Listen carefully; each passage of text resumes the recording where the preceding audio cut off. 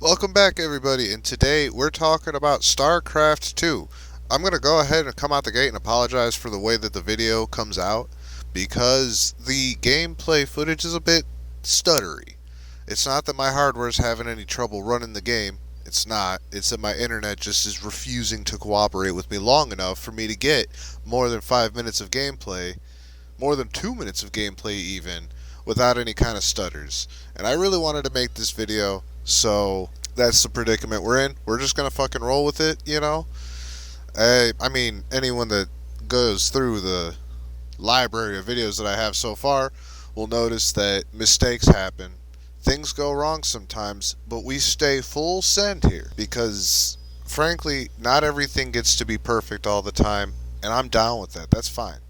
So I've been trying to record this footage for the better part of the day so far. So it's just time, man. So we're talking about StarCraft 2. This is a pretty awesome game, I think. This is a very important game for me personally. It holds a very dear and special place in my heart. It's been around for quite a while. Wings of Liberty came out a good long time ago. I want to say it was like 2012 or something like that Wings of Liberty came out, and then Heart of the Swarm. I think that was I believe that was the expansion for StarCraft 2. Yes, Brood Wars was the expansion for the original one. That's right. I get the two mixed up a lot, but they're both focused pretty heavily on the Zerg.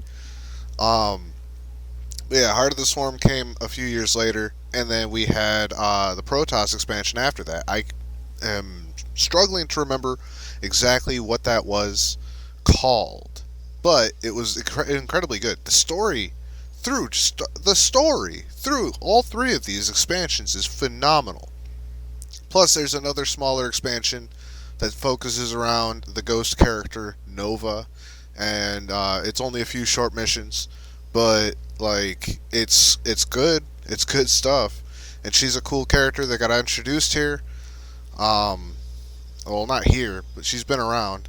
She was going to get her own shooter, actually, at one point. They were going to make a stealth shooter game kind of in the same vein as, like, Metal Gear Solid or something, except in the StarCraft universe, and the playable character was going to be Nova. And I believe that was supposed to be her proper introduction, because I don't think she showed up anywhere in the story in the first StarCraft or the Brood War expansion.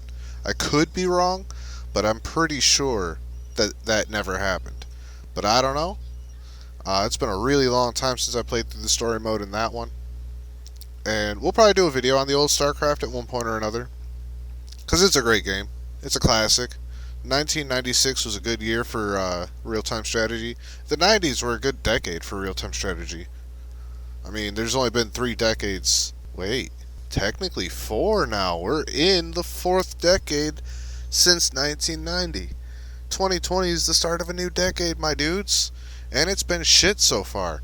But but anyway, we're looking at StarCraft 2, and this is the most updated, up to date variant of the game. StarCraft 2 does have an esports community, an esports scene, um, and it has a very prominent place in gaming history. The Zerg Rush comes from here. The "I'm in your base killing your dudes" meme comes from the original StarCraft as well. So like this is a game that's been important for a long time.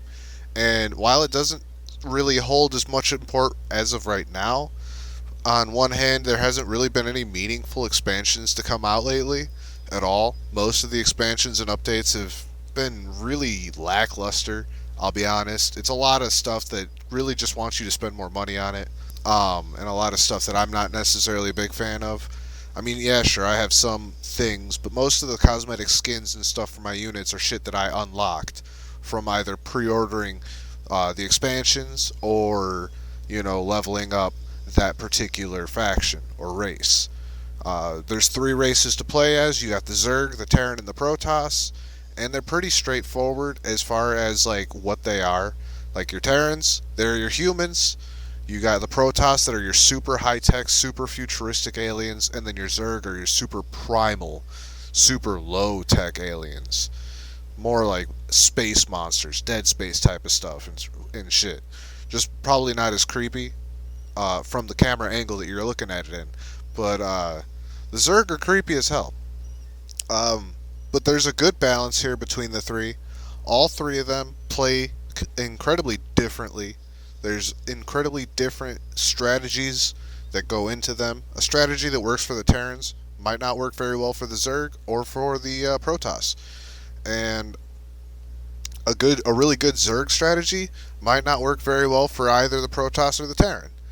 Um, I remember reading, though, I'm going to go ahead and segue a little bit. I do remember reading at one point that the original basis of StarCraft was rednecks in space. So, with that being the original premise of the game, knowing that that's just hilarious, you know you're in for a good time. And that's kind of also why all the Terrans kind of talk like rednecks. So, yeah, a little bit of history lesson for you there.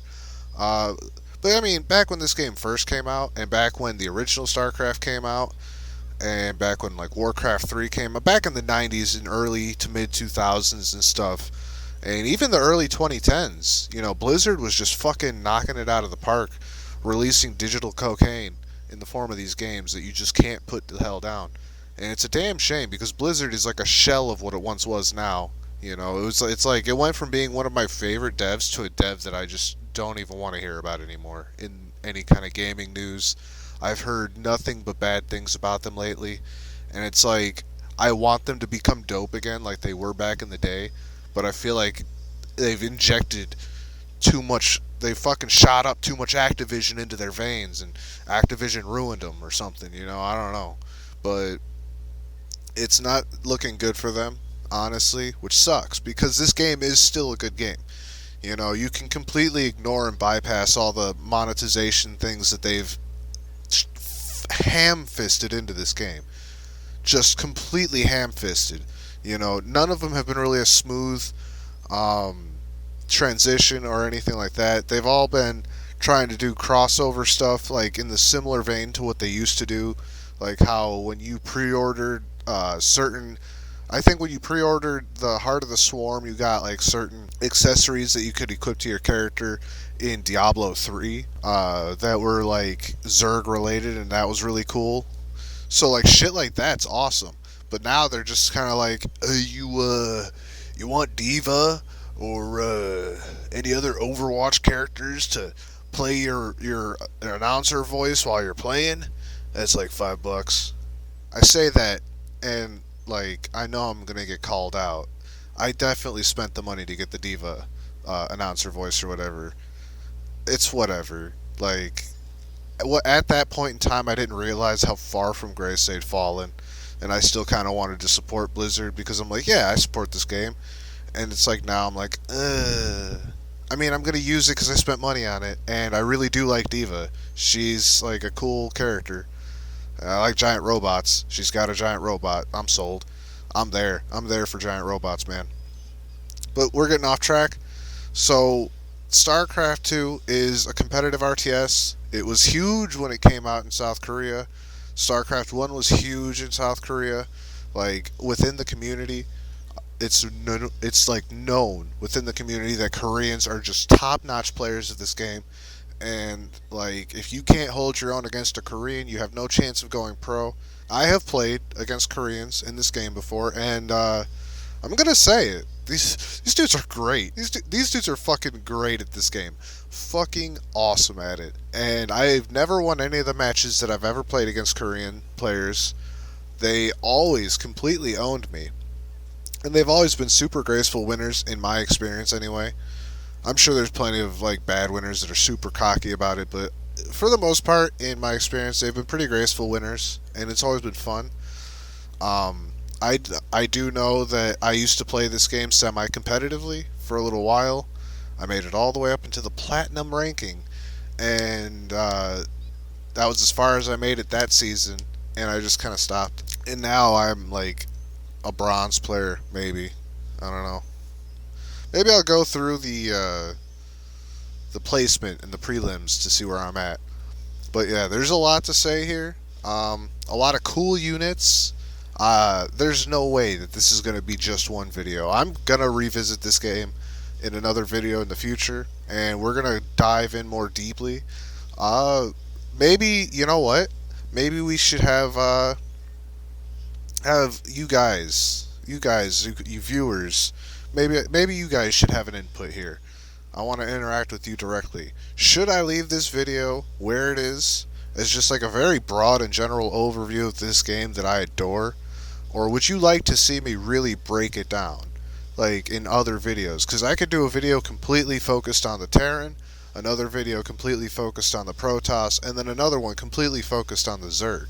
I have a lot of experience with this game, and I could easily break down a lot about each of these, different races and their perks and weaknesses as far as gameplay and using them and stuff like that.